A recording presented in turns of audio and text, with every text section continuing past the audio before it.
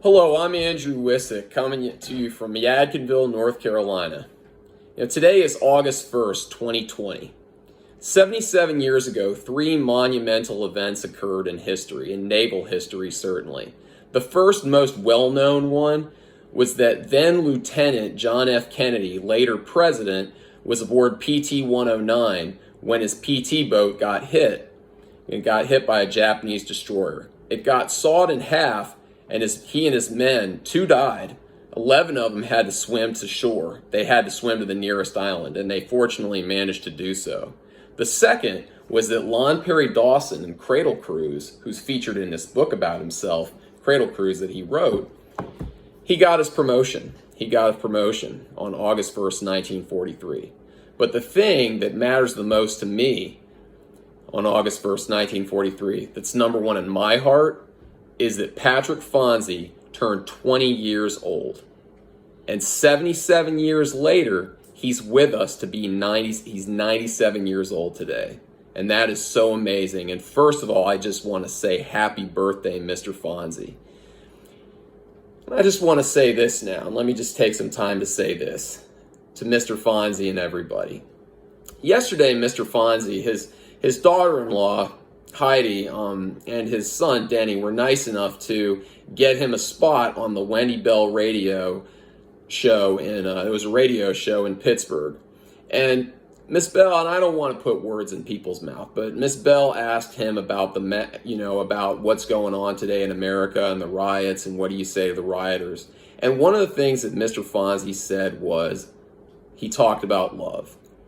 And when I think of the word love, a lot of different things come to mind with the word love, about the word love. And here's the thing about that.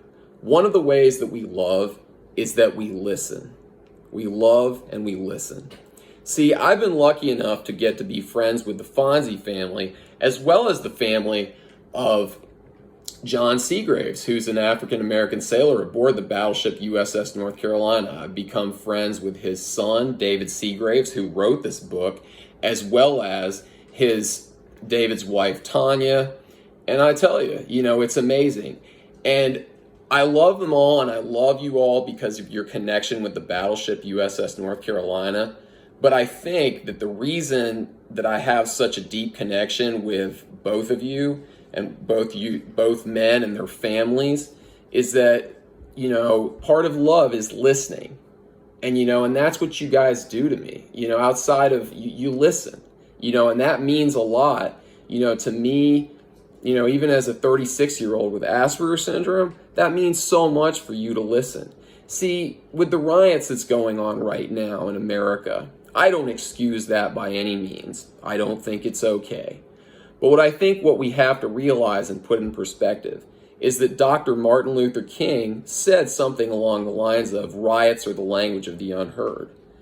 And, one of the simplest ways we can do that is to listen. If we listen to each other, we can do that. See, one of the great things about books, I'm proud to say I wrote a book, and you can ask me more about that later. This is Mr. Fonzi's special 97th day, so, I want to focus on that.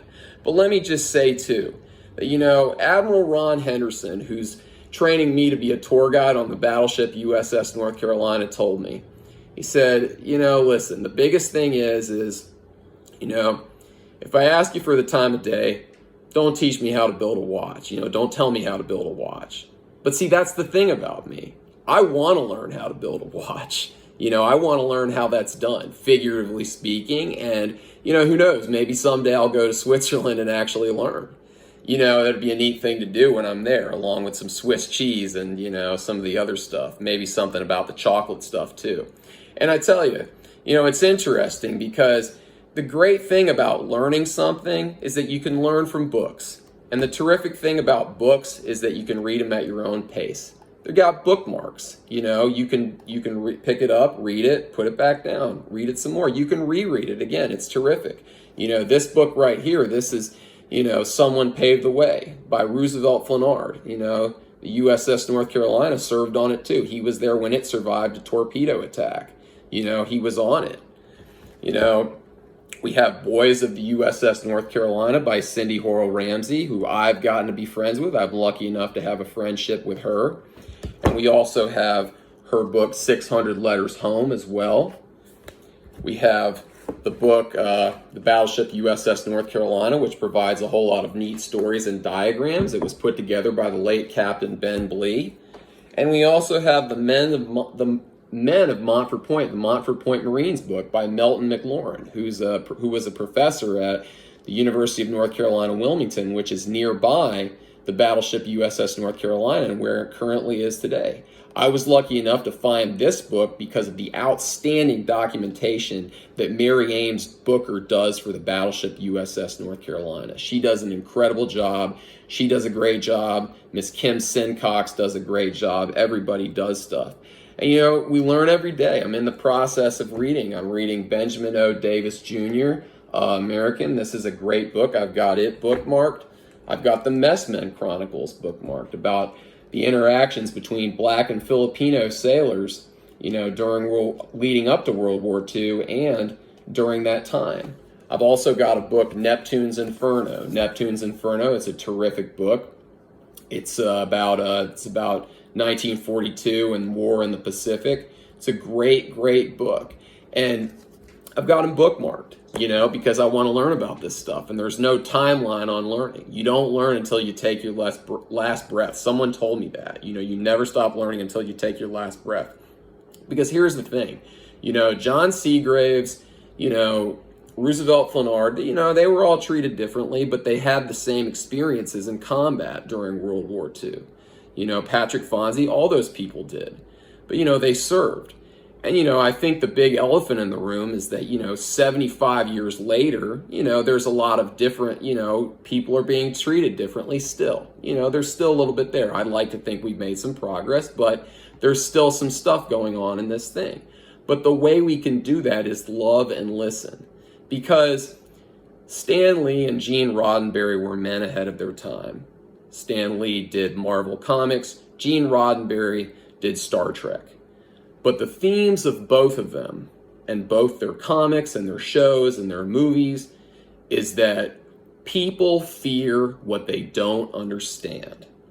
And the more we read, and the more we read these books and other books, the more we read, the more we listen, and the more we love. That's how we love. We listen and love. You know, we do those things. We read. You know, there's a saying, you know, that you got 2 ears and 1 mouth. Well, if you got 2 ears and 1 mouth, what's more important? You know, maybe we ought to be listening 2/3 of the time instead of speaking all the time. You guys are certain, and gals at home are certainly welcome to give me some feedback on this video too. I'm not above it. Don't worry. I like some constructive criticism. But through all this and through all this time, since 2017 and 2018, when I've been lucky enough to have contact with, you know, the Fonzi family and the Seagraves family, it's been phenomenal because I've learned so much in just that period of time, you know? So let's just love and listen, just like Mr. Fonzi said, love each other, you know, and one of the ways we can do that is listening. Because, you know, I tell you, they talk about Philadelphia being the city of brotherly love. Well, if Philadelphia is the city of brotherly love, then Pittsburgh is the sister city, you know, because that's where Mr. Fonzi lives today. And Mr. Fonzi lives in the same place as Mr. Rogers. And that's a pretty darn good guy. You know, he worked at it every day. That's how he was such a nice guy. He worked at it every day, and he never stopped learning. He never stopped listening and asking questions. And that is so important. And Mr. Fonzi, you know, and everyone else associated with the Battleship U.S.S. North Carolina Fonzi family, I thank you from the bottom of my heart.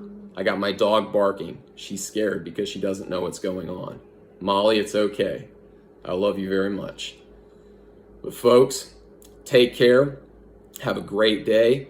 And Mr. Fonzi, you have a happy 97th birthday. Nobody's efforts and service are going in vain. They are not.